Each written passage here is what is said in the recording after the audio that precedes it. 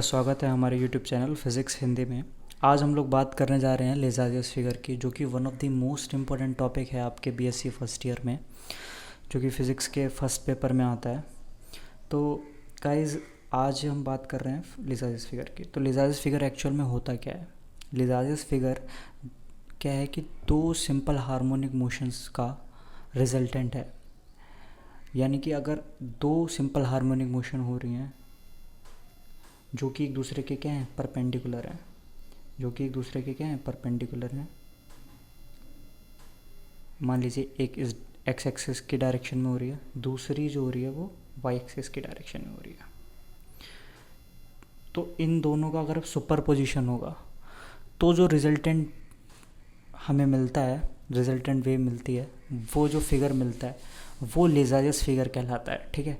Suppose क्या होता है कि अगर एक वेव है, ठीक है, वो इस तरीके से चल रही है, उसका एम्पलीट्यूड अलग है, उसकी फ्रिक्वेंसी अलग है, और दूसरी वेव ऐसे करके आती है, वो बड़ी है थोड़ी। ठीक है।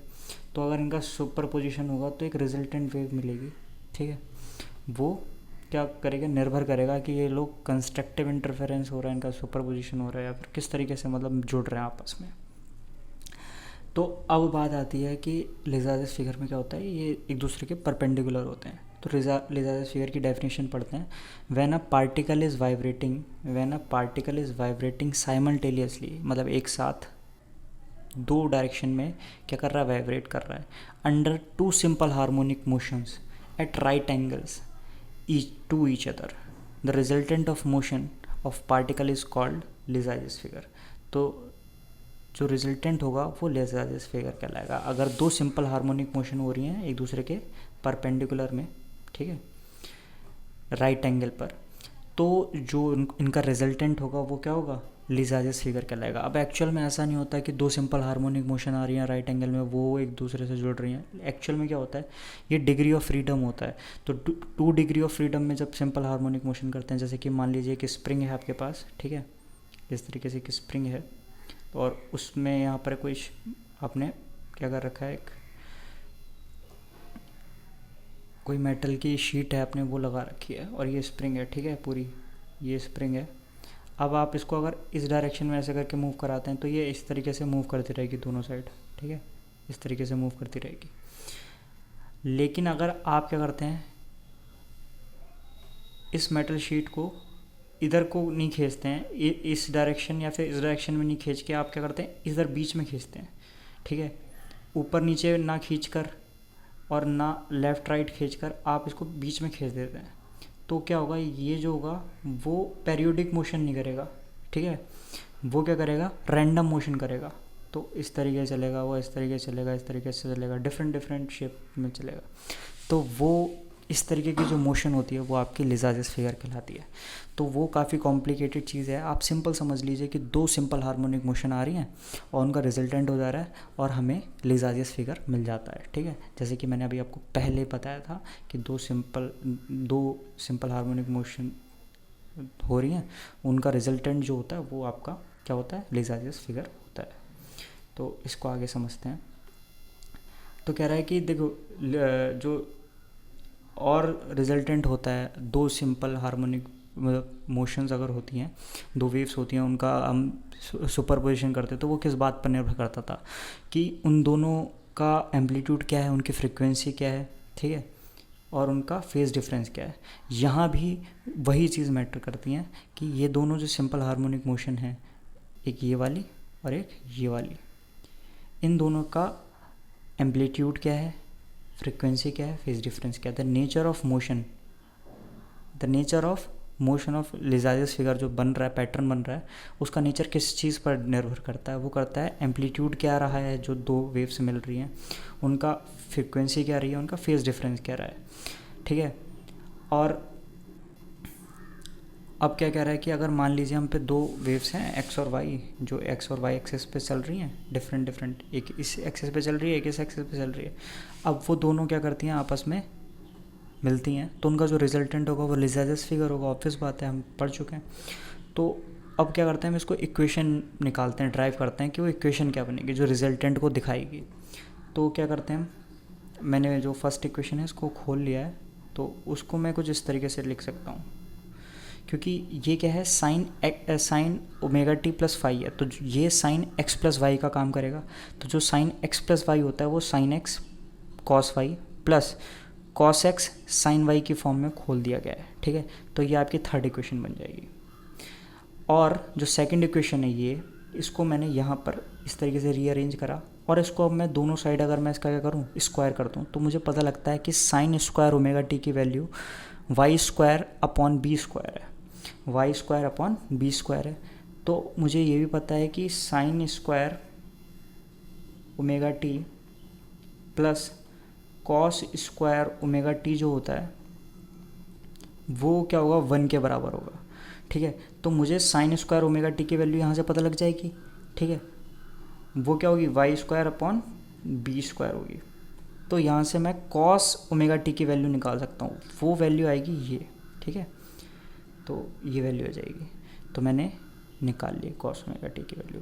अब साइन ओमेगा टी की वैल्यू पता है मुझे, कॉस ओमेगा टी की वैल्यू पता है। इन दोनों वैल्यूज़ को मैंने पुट कर दिया इक्वेशन 3 में, और इक्वेशन 3 को पुट करा तो मुझे ये इक्वेशन मिल गई। और इसको फर्दर जब मैं सॉल्व करूँगा इसको, तो मुझे जो इक्वेशन मिलती है वो ये फाइनल इक्वेशन मिलती है, ठीक है। और this expression represent the resultant motion, और ये जो इक्वेशन होती है वो लीज़ार्जेस फिगर की रिजल्टेंट मोशन को क्या करती है, दिखाती है। अब क्या करते हैं, हम इसको आगे देखते हैं। इसके कुछ स्पेशल केसेस होते हैं कि अभी तो हमने क्या माना है, जो हमने माना है फेज़ डिफरेंस, दोनों जो वेव्स हैं उनके अंदर हमने कुछ फेज़ डिफरेंस माना है फाई का। उन दोनों की फ्रिक्वेंसी सेम है, एम्पलीट्यूड ए और बी हैं, और उनकी फ्रिक्वेंसी क्या है, ओमेगा है दोनों वेव्स की, लेकिन उनके अंदर फेज़ डिफरेंस है फाई का। अगर ये फेज़ डिफरेंस फाई है तो ये फेज़ डिफरेंस कुछ भी हो सकता है।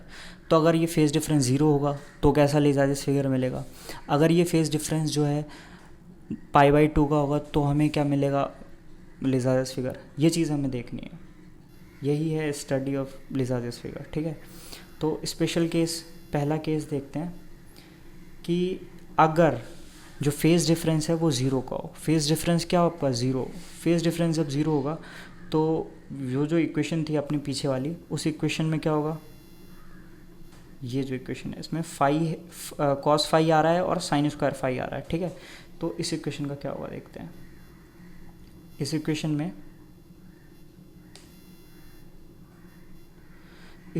में कॉस फाई जो है, कॉस 0 हो जाएगा और जिसकी वैल्यू यहाँ पर 1 आ जाएगी, और साइन स्क्वायर फाई जो है, साइन स्क्वायर 0 हो जाएगा जिसकी वैल्यू यहाँ पर 0 आ जाएगी। तो क्या होगा, तो ये इक्वेशन मिल जाएगी। इसको मैं रीअरेंज करूँगा अगर तो मुझे ये मिल जाएगा, और इसको और सॉल्व करूँगा तो मुझे ये मिल जाएगा, जो कि क्या है, this equation represent a pair of straight line जो कि कोइंसाइड कर रही हैं, ठीक है। ये एक स्ट्रेट लाइन को दिखाता है। अगर दो सिंपल हार्मोनिक मोशंस हैं और वो उनका रिजल्टेंट होता है, उनके अंदर फेज़ डिफरेंस 0 है, ठीक है, फ्रिक्वेंसी सेम है, तो वो एक स्ट्रेट लाइन बनाएगी। वो जो लीज़ार्जेस फिगर होगा वो क्या बनाएगा, एक स्ट्रेट लाइन बनाएगा। वो कैसा होगा वो देखते हैं। बिल्कुल ऐसा, जैसे कि मान लीजिए एक सिंपल हार्मोनिक मोशन इधर से आ रही है, एक इधर से आ रही है, ठीक है। वो दोनों का रिजल्टेंट होगा, और अगर उनके बीच में जो फेज़ डिफरेंस है वो 0 का है, तो एक स्ट्रेट लाइन का पेयर मिलेगा जो कि फर्स्ट और थर्ड कोऑर्डिनेट के अंदर होगा, ठीक है। ऐसे ही अब आगे देखते हैं सेकंड केस में कह रहा है अगर फेज़ डिफरेंस π/2 का हो। फेज़ डिफरेंस अगर आपका π/2 का है तो वो इक्वेशन में आप cos फाई की जगह पे cos π/2 रखेंगे, साइन स्क्वायर π/2 रखेंगे, तो आपको ये इक्वेशन मिल जाएगी। और this equation represent a ellipse, ये इक्वेशन है कि इलिप्स को दिखाती है, और हमें क्या मिलेगा, इलिप्स मिलेगा। ये देखिए, ये डायग्राम आपको ज़रूर बना के आने हैं क्योंकि इन्हीं डायग्राम्स के नंबर हैं, ठीक है।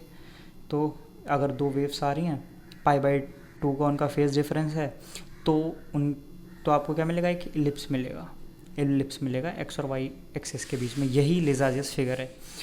ऐसे ही अगर जो दो वेव्स आ रही हैं उनके बीच का जो डिफरेंस है वो पाई हो, तो आपको क्या मिलेगा, फिर से आपको एक स्ट्रेट लाइन मिलेगी, और जो कि सेकंड और फोर्थ क्वाड्रेंट के अंदर होगी, ठीक है। इसको आप यहाँ से देख सकते हैं। यहाँ पे आपने π/2 लिया है, पाई ली है, और इसको आप फर्दर सॉल्व करेंगे तो आपको ये इक्वेशन मिल जाएगी, जो कि एक लाइन की इक्वेशन है, ठीक है। तो आई होप ये वीडियो आपके लिए बहुत हेल्पफुल रहा होगा। अब इसमें एक और केस आता है जिसमें फ्रिक्वेंसी जो होती है उनका रेशियो, मतलब फ्रिक्वेंसी सेम नहीं होती। अभी तक तो हमने सिर्फ फेज डिफरेंस का अंदर देखा था, फ्रिक्वेंसी हमारी सेम थी। अगर फ्रिक्वेंसीज़ में डिफरेंस हो, फ्रिक्वेंसी 2:1 में हो, जो कि बहुत इंपॉर्टेंट है एग्ज़ाम के पॉइंट ऑफ व्यू से, वो नेक्स्ट वीडियो में हम करते हैं, और ये भी काफ़ी इंपॉर्टेंट है, ये भी आप करिए अच्छे से। Thank you for watching video, और अपने साथियों के साथ इस वीडियो को शेयर कीजिए। Thank you.